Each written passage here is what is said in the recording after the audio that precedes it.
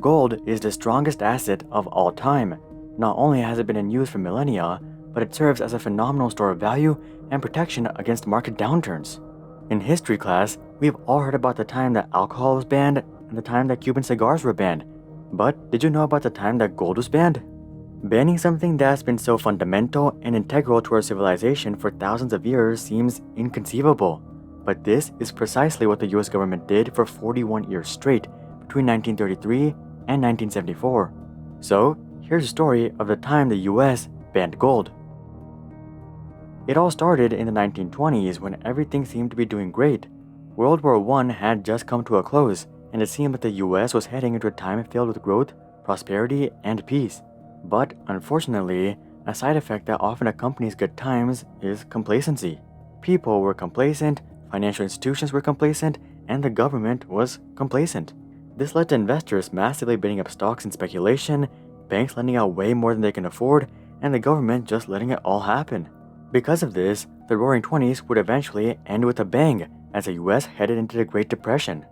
One of the first things people do during an economic downturn is reduce risk and pay off debt. So, it's not surprising that people wanted to withdraw their money from banks and either turn it into gold or pay off their outstanding debt. But, as we previously discussed, banks were lending out way more money than they could afford. So, when everyone tried to withdraw their money at the same time, many banks would go bankrupt. In fact, by 1933, nearly half of all the banks in America had failed. Meanwhile, the US government was watching the entire crisis unfold, but they couldn't really do very much about it. In modern times, whether that be the dot-com bubble, the 2008 financial crisis, or the pandemic, the Federal Reserve is quick to cut rates and pump out stimulus. The Federal Reserve was established in 1913, so it was around during the Great Depression. But at the time, they couldn't just go out and print trillions of dollars like they do today. You see, the dollar was backed by gold, meaning that the government had to hold a specific amount of gold for every dollar in circulation. Ideally, this number would be 100%, meaning that every single dollar was backed by gold. However, this would give the government very little flexibility. So, the number was actually 40%, meaning that 40% of the dollars in circulation were backed by gold. This was designed to prevent the government from printing way too much money and ensure that each dollar was at least somewhat backed up by a real asset. During the Great Depression though, people who still had money were hoarding gold in order to protect the little money they still had. This made it extremely hard for the government to acquire gold and start printing money to stimulate the economy. It should be noted though that this didn't necessarily stop them from printing money anyway. They did go under the 40% requirement, and this led to a larger and larger disparity between how much gold the government had and how much money was in circulation. And people weren't oblivious to this. This was actually one of the primary reasons millions were trading in all of their cash for gold. These dynamics created a super unique situation. The government needed gold to stimulate the economy, while people had to let go of their gold to start spending dollars again and consequently stimulate the economy. So, from a macroeconomic view, the solution to stimulate the economy was extremely clear. Just transfer all the gold from the people to the government. To accomplish this, President Roosevelt issued Proclamation 2039, which introduced a national bank holiday in March of 1933. For 4 full days, Americans were completely cut off from their access to banking. Americans were not allowed to trade in their cash for gold or silver, and banks were not allowed to export any of their gold. No withdrawals, deposits, transfers, or loans could be made either. Basically, the entire banking system was shut down to prevent more banks from failing. During the closure, Congress would get together and pass the Emergency Banking Act of 1933. This legislation called for examiners to analyze the financial situation of each bank and allow for a reopening of the bank if it was found to be financially secure. The legislation also allowed the Federal Reserve to print more money and send it to the banks to improve liquidity. President Roosevelt would famously say, "I can assure you, my friends, that it is safer to keep your money in a reopened bank than it is to keep it under the mattress." Fortunately, people would trust him, and once these banks reopened, people would indeed deposit their cash into these banks. This act was successful in averting a short-term crisis, but the underlying issue was still very much present. So, on April 5, 1933, President Roosevelt would come out with Executive Order 6102, aka the Gold Ban.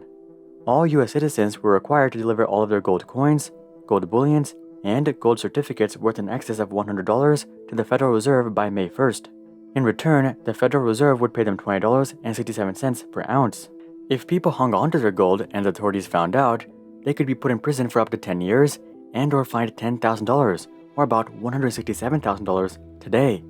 You might be thinking that this itself is outrageously unfair, but just wait until you hear what happened next. In January of 1934, after the majority of the gold was collected, the Department of Treasury would change the price of gold from $20.67 to $35 per ounce. So, the government basically forced the people to give up all of their gold for a cheap price, and once they collected all the gold, they jacked up the price. This is of course extremely unfair to the people who held gold, but it seemed like it was the best decision for the country as a whole. Former gold owners were understandably not satisfied by this explanation, and many of them would sue the government. One such court case was Perry versus the United States. John Perry, who used to own a $10,000 gold bond, argued that he was basically ripped off by the US. He actually almost won the case, as the final vote was 5-4. But unfortunately, the court would rule that Perry had failed to show that the change in coin weight had caused him any actual damages. The dissenting opinion was written by Justice James C. McReynolds, who called out the other justices, stating that the court was allowing the government to ignore the contractual obligations for its benefit. And honestly, this was the truth, but the Supreme Court would let it slide, and there was really nothing the victims could do about it. Some would complain about it, and I'm sure many illegally held onto their gold, but sooner or later, most people moved on. As you might have noticed though, the US actually did nothing to solve the fundamental issue, which was that the Federal Reserve was struggling to stick to the gold reserve ratio. But now that the government had hoarded all the gold in the US, this wouldn't become a problem again for a few more decades. In the meantime, the decision to ban gold ownership seemed like a genius move. After World War II ended, the Western world would adopt the Bretton Woods system, which was basically an agreement to keep world currencies pegged to the dollar, and the US would keep the dollar pegged to gold. In the beginning, this system worked nearly flawlessly. Japan and Europe were much more impacted by World War II when compared with the US, so the demand for US goods was extremely high, and it made sense to use the dollar as the standard world currency. Moreover, the US held 75% of the world's gold reserves, meaning that they had the best backing for their respective currency.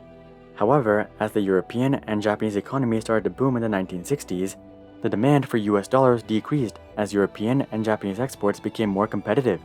Despite this, the Federal Reserve just continued printing out more and more money, while their gold reserves weren't really increasing. This eventually led to a situation in which foreign countries held more US dollars than the gold the Federal Reserve held. Since the US dollar was pegged to gold at $35 per ounce, foreign countries technically had the right to trade in their US dollars for gold. But if every foreign holder was to go ahead and trade in their cash, the Federal Reserve would run out of gold and essentially fail. So, the Federal Reserve was back to square one. They needed more gold to keep up with their money printing. This time though, they couldn't just go ahead and ban gold worldwide and hoard all the gold in the world. And so, the US would settle with the only solution they had, which was dropping the gold standard. On August 15, 1971, President Nixon would announce the US would no longer exchange dollars for gold. I have directed Secretary Connally to suspend temporarily the convertibility of the dollar into gold or other reserve assets, except in amounts and conditions determined to be in the interest of monetary stability and in the best interest of the United States. Soon after, inflation would explode as people didn't trust the US dollar nearly as much now that it was no longer backed by gold. Now that the damage had already been done, there was no longer a reason for the Federal Reserve to try to accumulate all the gold in the US.